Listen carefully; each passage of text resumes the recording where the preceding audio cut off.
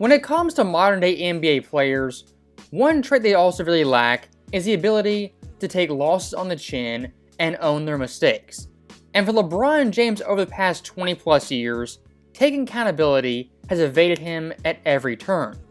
As in Cleveland both times, he quote unquote never had enough help. In Miami, yes, he had a big three, but the depth wasn't up to par. Then in Los Angeles, yes, had Anthony Davis control the front office, but didn't have a great coach. Wherever LeBron James goes, there's always a built-in excuse of why he fails, doesn't succeed, or meet expectations. I just want it to stop. And whether it's LeBron himself, his fans, or his puppets in the media, the blame always lies at somebody else's feet.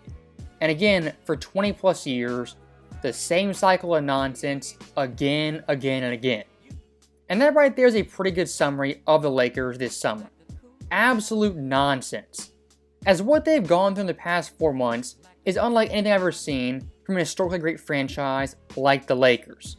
And at this point in the LeBron Lakers era, they are quite literally the Real Housewives of clutch sports. It's all drama, all narratives, and really performative theater for the camera and the media. And looking at LeBron's former podcast buddy turned head coach, LeBron quite literally parlayed his power with the Lakers into getting his friend as the head coach. And even worse than that, drafted his own son to this mess. And look, when it comes to LeBron's son on the Lakers, do I really care about it at the end of the day? No, not really. But what I do find fascinating how is the media, they'll kind of cape for LeBron his moves to get his own son on his team. And they'll go out of their way to say, it's not nepotism, he earned this fair and square. I don't want to hear these charges, people talking about nepotism. No, the NBA is full of nepotism. Full of it. The ownership level, front offices, absolutely, coaching. Yep. I don't want to hear it all of a sudden because of Bronny James's father plays for the Lakers. With Bronny, I want to clarify one thing you just said, which is Rob and I did not give Bronny anything. Bronny has earned this. Bronny James being drafted by the Lakers is not about nepotism. It's about greatness. Those clips right there are downright comical, and for someone like Ryan Clark to say, it's not nepotism, it's quote-unquote greatness.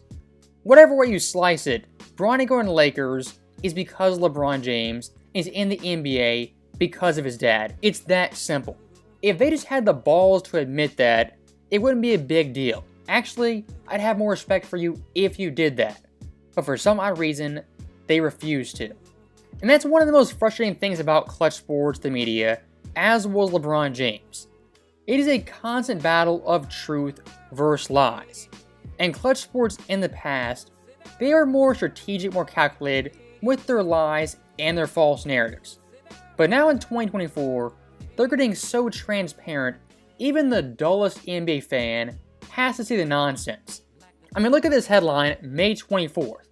According to Rich Paul, LeBron James, quote, is not involved with LA's coaching search, and quote, please stop saying that. I wish you weren't a liar. So look, when it comes to Rich Paul, if he's saying one thing's not true, it's virtually guaranteed that it is true. This guy lies through his teeth like no other, and can spin any narrative into a pro-LeBron, pro-clutch sports narrative. And am I supposed to think LeBron James approaching 40 all of a sudden isn't involved with coaching moves, roster moves, after the past decade plus of doing just that? At age 40 finally he changed his tune, changed his ways. He's a new person. That totally checks out. It's not like he just hired a guy off the streets whose last coaching gig was 4th grade AAU basketball. I'd say my coaching style is centered around fundamentals, with an emphasis on fun. Hey, watch this. Go get it! And a second emphasis on mental. And if those lies weren't bad enough, the most egregious lie from Rich Paul was the following, that LeBron James, quote-unquote, would take a pay cut to get a 3rd-star player. This right here was the ultimate smokescreen for LeBron James and his facade of wanting to win. LeBron for the past 2-3 years hasn't had winning his ultimate goal any single season. First off, his big-time goal was passing Kareem in scoring. And now in 2024, his next biggest goal besides winning is playing with his son. And Rich Paul and LeBron James would take this pay cut for a mystical third star, an unnamed superstar, was never going to happen.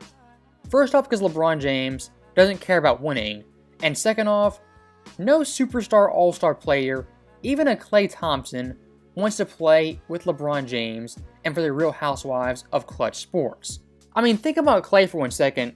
This guy played his whole career in California, could have stayed in the state and played for the team that his dad played for. That sounds pretty good, until you realize he'd be playing with LeBron James, the ultimate toxic teammate. Whether it be LeBron's second best teammate, third best teammate, the role players on the bench, the coach, somebody is going to get scapegoated. And speaking of scapegoats, last week's video I pondered the idea of who LeBron's next scapegoat would be. And the choice is fairly obvious. It's Rob Pelinka. Now the funny thing is with Pelinka, just last summer, he was a genius, the best GM in the NBA, and the Lakers were heading in the right direction. But all of a sudden, 8 months later, this guy's an idiot, a dunce, has no idea what he's doing, and is failing LeBron James. And the Lakers got better. And so I think this was an outstanding free agency for Rob Pelinka and the Los Angeles Lakers. Several months later. Okay, so here's my question, Wilds. I'm going to ask it because you called it a Rob Pelinka roast session, and I don't mean for that to be the case, but I have a question. What does he do? Rob Pelinka? Yeah, what does he do, and what evidence do we have that whatever he does, he's good at it? And you had given Pelinka credit for this roster in the past. No. Like at the beginning of the year, you didn't hold say that on a second. Wait a second here. This we're not going to rewrite the history of it. I'm just asking. You never said that. No. I mean, that clip right there is absolute gold. In less than a year's time, Rob Pelinka to Nick Wright in Clutch Sports has gone from a genius to an absolute incompetent dunce. And for Nick Wright, understand your source. This guy, it's been proven, is affiliated with Clutch Sports through and through. So if he's putting these talking points out there, who do you think is telling this behind the scenes? Probably someone like Rich Paul, his agents, as well as LeBron. And therein lies the problem. This whole Lakers team is just constant drama, petty narratives, and manipulating things behind the scenes. And nobody wants to say it or be honest with LeBron James, but dude, you're almost 40, you're not that guy anymore. Yeah, he'll still have his 27, 8, and 8, he can get his numbers fairly well. But in terms of impactful numbers, championship caliber numbers, LeBron James is not that guy. And one last thing I do want to touch on, when it comes to LeBron year 22, this longevity stuff, the antics, the constant BS, it's getting too unbearable. If he was in his prime in Cleveland, Miami, you'd probably give him a pass. But this dude is almost 40, pulling the antics of a teenager. At some point, this longevity stuff, this constant nonsense, is going to bite LeBron James in his butt, if it hasn't already. So, as always, thank you guys for watching. Hope you enjoyed it. I'll see you next time.